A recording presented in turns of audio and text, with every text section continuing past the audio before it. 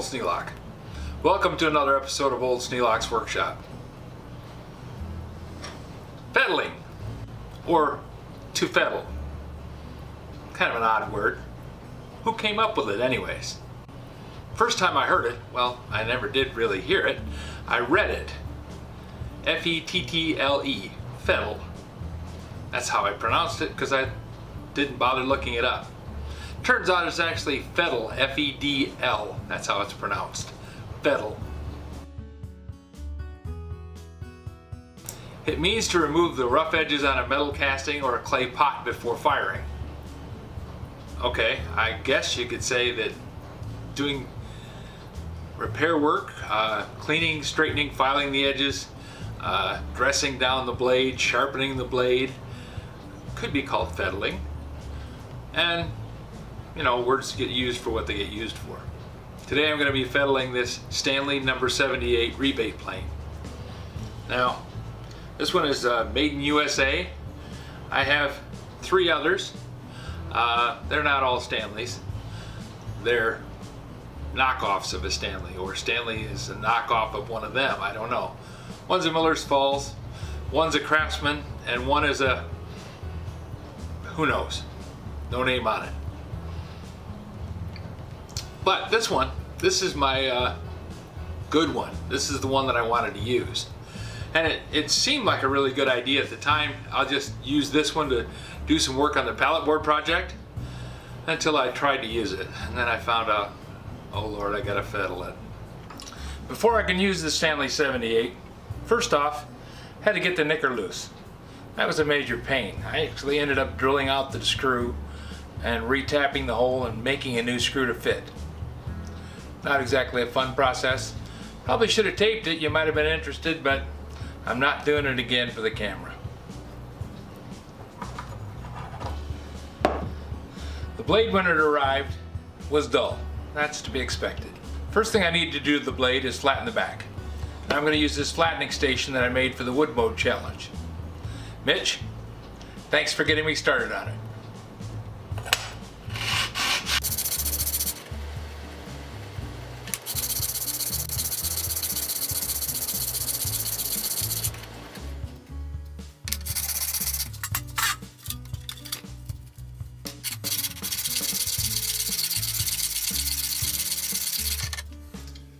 Well, these little round magnets comes in handy.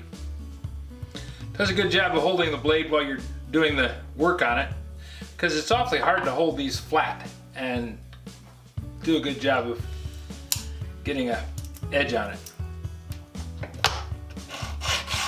So that magnet on there gives me a good pressure point and a place to push while I'm holding it.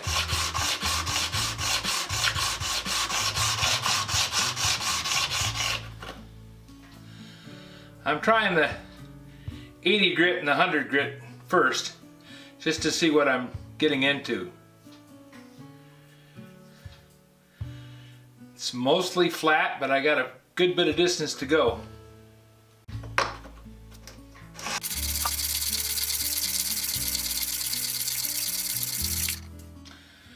I think people put a secondary bevel on the back of these blades without knowing it. They think they're flattening it and they think they're doing a good job, but it just rolls the edge. When you change the angle on the cutting edge, it makes it so the blade turns into a scraper instead of a slicer. A blade that slices does a good job. A blade that's scraping, it'll work, but it usually ends up tearing the surface, and it causes a lot more stress on the wood, and it's a lot more work trying to shove a blunt edge through the material instead of a nice sharp edge.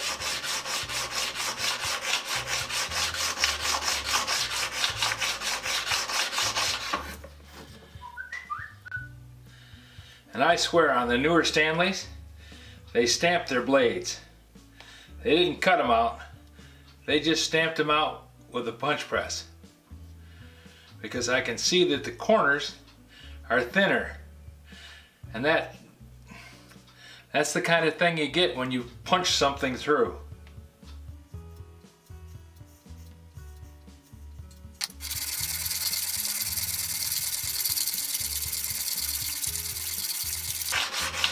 I spend way too much time grinding away the mistakes of somebody else. But then, that's part of the cost of getting something inexpensively. If I buy it at a flea market or an antique store, then I get whatever the guy who had it before me thought was good. Or thought it was good enough to get by with.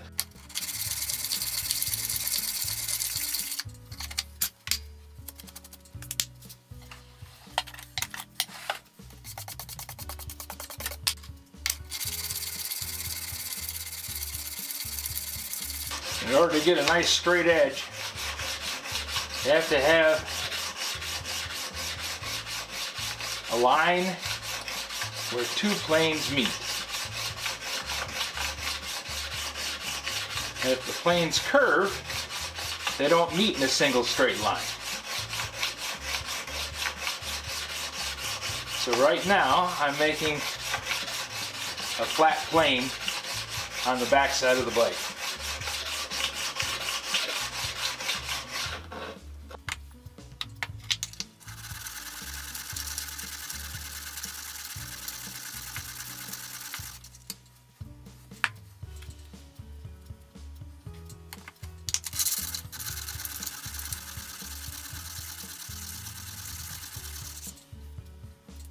This blade is really hard.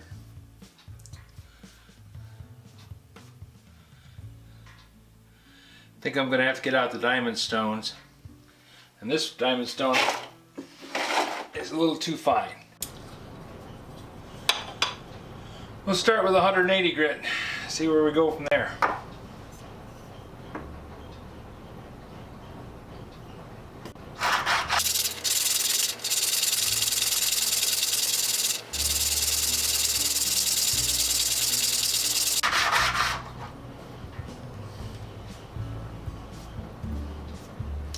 Now we're making some progress.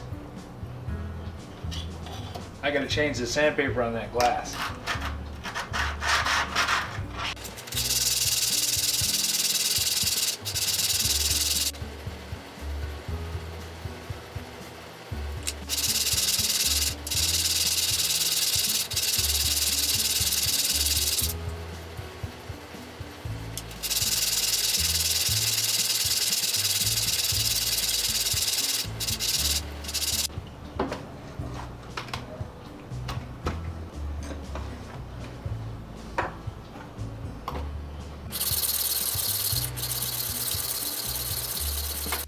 This is one job I would happily have a surface grinder to do. Flattening the back of a plane blade or chisel or any other thing that I have to sharpen always takes the longest.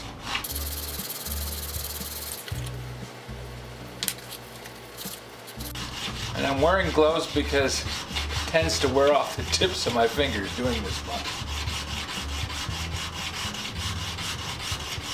The nice thing is, once you've done this, you seldom have to do it again, unless you really screw up.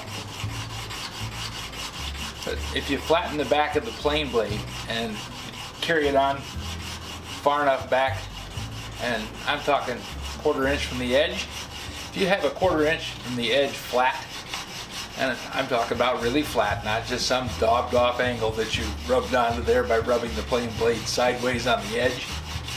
If you have this area right here flat in relationship to the basic part of the plane, you're probably not going to wear out a 1/4 inch of a plane blade in your lifetime. Unless you're a professional carpenter and you do a lot of planing. And even those guys, probably spreading it out over 4 or 5 planes, they're not going to wear out that much.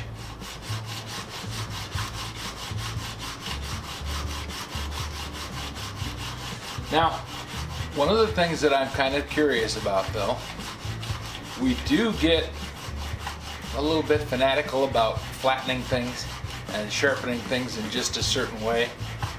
If I reach into this drawer and pull out a plane, chances are it's not flat. Chances are it's pretty well beat up. Now this one I flattened on this sandpaper. So this particular plane is actually flat on the bottom, but I have never done the sides. And I don't think anybody else did either. They just picked it up and started using it. Same thing goes for the blade. I don't think that they went to the trouble of flattening the blade. So, just how important is flattening the blade? Well, I used to think it wasn't important at all. I used to think it was a bunch of hooey, and people that talked about flattening the blade were just being elitists. Until one day I had extra time, and I spent the time and flattened the blade. It was on a chisel. The chisel was really hammered. I mean, it had been beat up. So I got out the belt sander, the 3.5-inch Craftsman belt sander that I used to square up flooring. And with a 60 grit belt on it, I went after that chisel. It took me almost 2.5 hours of grinding to get most of the dings out. And I was really only going for that sweet spot of the 1/4 inch in the front, but I needed to have the whole thing flat so that when I laid it on the surface and used it as a chisel, it would ride correctly and not bounce over the bumps and humps. After going through all that, I thought I had enough time invested in that chisel that it would be worthwhile to go through the whole steps of doing all the fancy sharpening. Now, I didn't go crazy with the diamond paste and lapping and all that stuff, but I did take it up to the, let's see, at the time I had 1200 grit sandpaper, so I took it all the way up to 1200 grit. I was amazed at how well it worked. Now, doing rough carpentry, I probably would not do that. Rough carpentry would take the edge right back off of it, and all that work that I spent on getting the 1200 grit on the sandpaper, even though it was shiny, not quite mirror smooth, but it was shiny. I don't know if I could have rustled up the interest to keep going to 1200 on the second sharpening. And the edges held up well.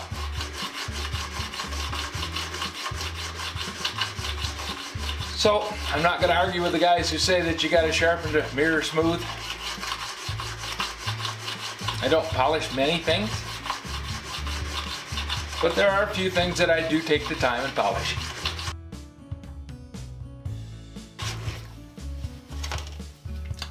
I have to say, using this diamond plate, it sharpens quickly, but I think it's too rough.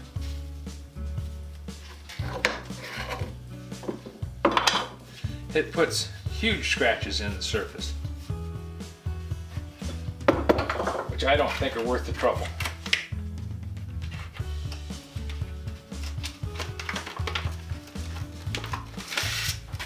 But I'm going to try working my way up through the different grits and see what happens. Done 180. Now I got a 260 on here. We'll see what happens.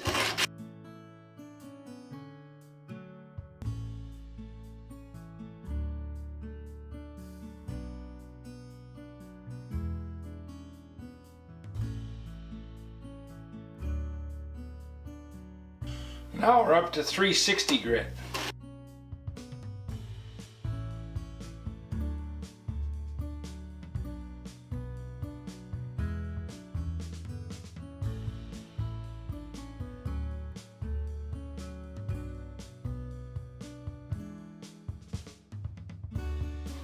Nice smooth surface, but I got a nick along the edge.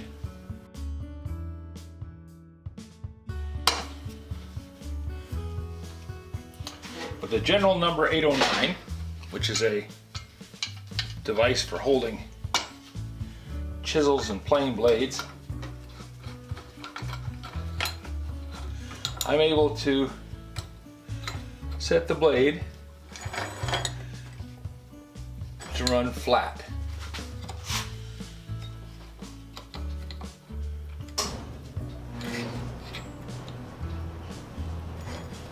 But I have to be careful because this blade doesn't have a straight edge on it. It has a notch in it. So therefore I have to line up the blade kind of by eye.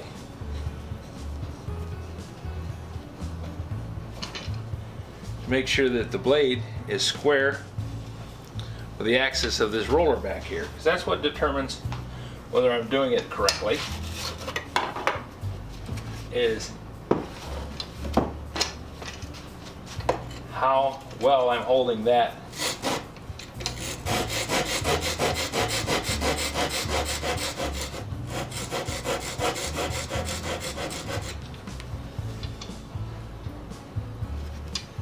to the surface of the sandpaper.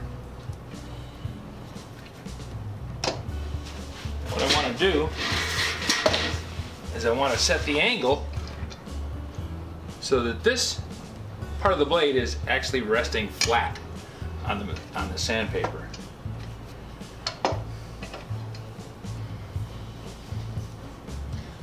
So once again, it's a lot of fiddly bits. And it may not seem like it's worth it. And probably to some of you it's not. You just pick the thing up and run it across the sandpaper and say close enough is close enough, and that's good. And there's really nothing wrong with that.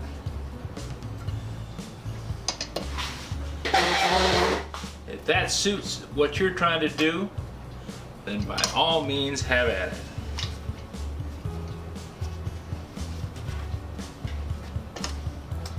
This is the first time I've used the 78. So I want to give it every opportunity to be the best that it can be.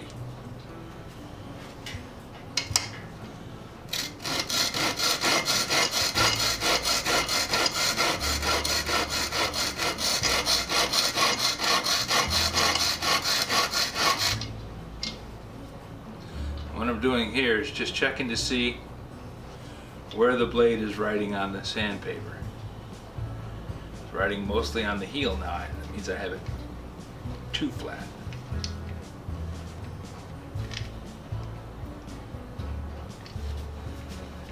And there's some lines here on the device that lets me change it incrementally.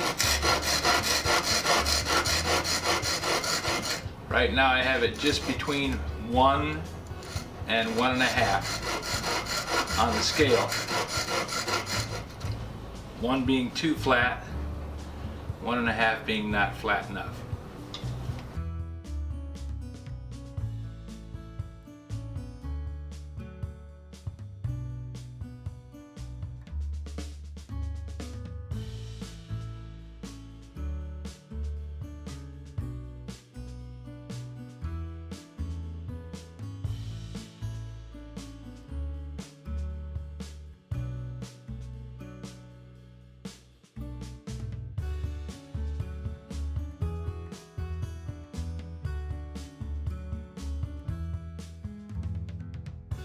Don't know if you can see it, but the little nick has gone off the edge. And that's really what I was going for. Now I could take it down further and change the angle so that the whole angle is absolutely flat and square to where I want it to be. But I think that's wasted time and actually wasted metal. So now I'm going to get out the Deluxe King Stone. It's a 1000 grit stone, and it does a really nice job of polishing things. By building up a little platform here, I'm able to follow the same settings on the stone that I did on the sandpaper. This would be a great place to build a jig, wouldn't it?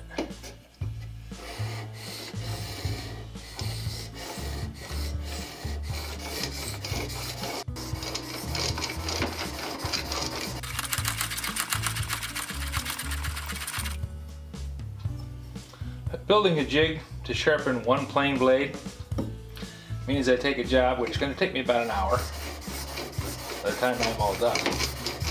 And turned it into a 3 or 4 hour job.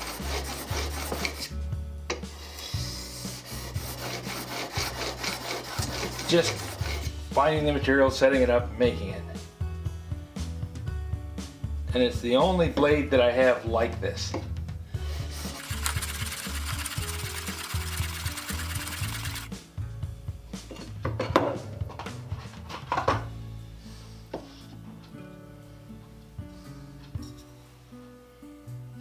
This is a King S3, and depending on where I look, it's either a 3,000 or a 6,000 grit stone.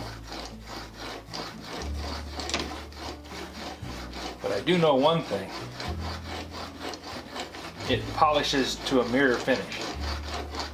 Now, I've been told that I'm supposed to build up a slurry on the stone by using something called a Negura stone. Didn't get one when I went to the estate sale. Evidently, the Negura stone looked enough like a regular sharpening stone that somebody else picked it up, or the guy lost it, or somebody put it out in the driveway. It was one of those deals where the estate sale was being managed by somebody else. That's why they had this set of water stones marked at $1 a piece. Which is why I ended up with a set of water stones.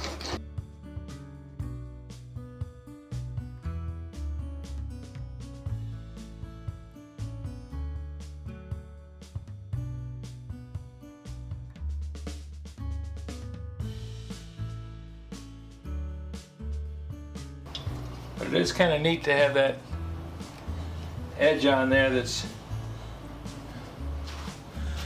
actually reflective like a mirror. Kind of cool. Does a nice job too. I probably do more sharpening than most people, because we're in a throwaway world. We don't have a straight razor anymore. We have a safety razor or electric razor, or we're using Nair or something like that. And that's fine. I got no problem with using a safety razor. I imagine if I had a straight razor, I'd probably be nicking the dickens out of myself. But I don't think I'm ever going to wear out these water stones.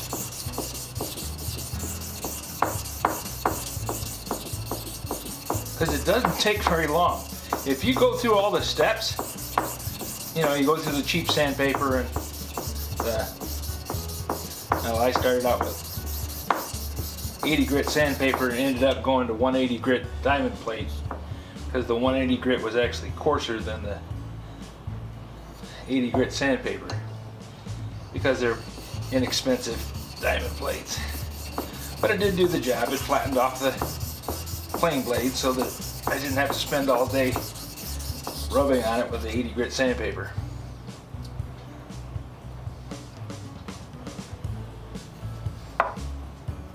But if you go through all the steps, then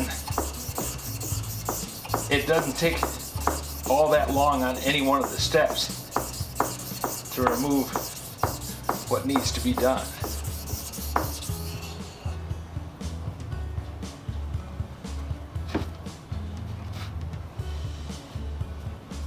I have to be careful of is, now that I have sharpened this thing, I have to watch that edge, because I have nicked myself before, because they are sharp.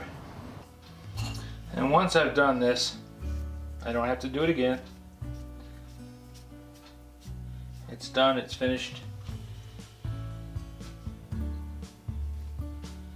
The blade is good for quite a long time. And when I do have to resharpen it, I don't have to go through all the steps. Unless I've done something really bad, I won't have big nicks in it, and I won't have to change the angle. Just turning the stone around so that I'm wearing the whole thing away about even.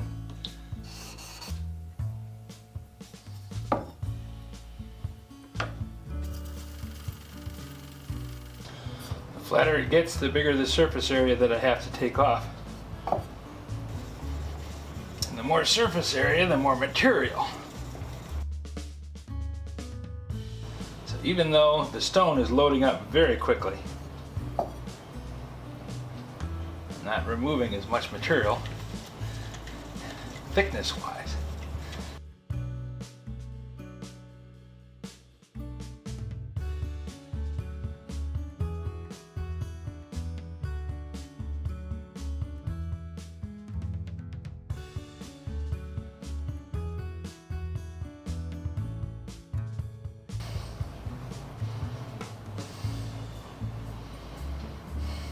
Took a bit of work, but the surface of the blade is nice and mirror bright.